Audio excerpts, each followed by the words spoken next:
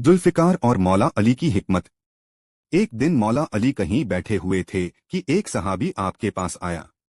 वह आदर से झुककर सलाम करता है और पूछता है, मौला, मैंने सुना है कि आपकी तलवार जुल्फिकार पहाड़ को भी चीर सकती है। क्या ये सच है? मौला अली मुस्कुराते हुए फरमाते हैं, हाँ, तुमने सही सुना है। सहाबी की आंखों में हैरत चमकने लगती है। वह बेताबी से कहता है, मौला, अगर इजाजत हो तो मैं भी जुल्फिकार को आजमाना चाहता हूं। मौला अली ने बिना किसी हिचकिचाहट के अपनी तलवार उसके हाथ में दे दी।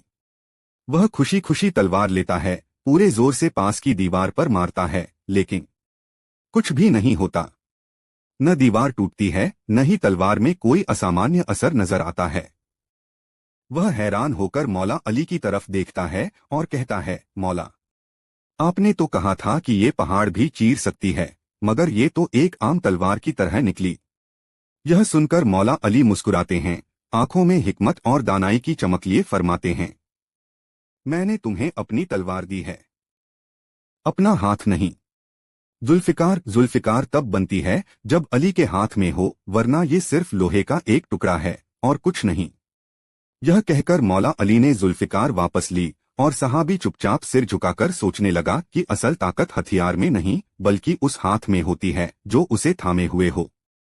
अगर आपको यह हिकमत भरी कहानी पसंद आई हो तो लाइक, कमेंट और शेयर जरूर करें।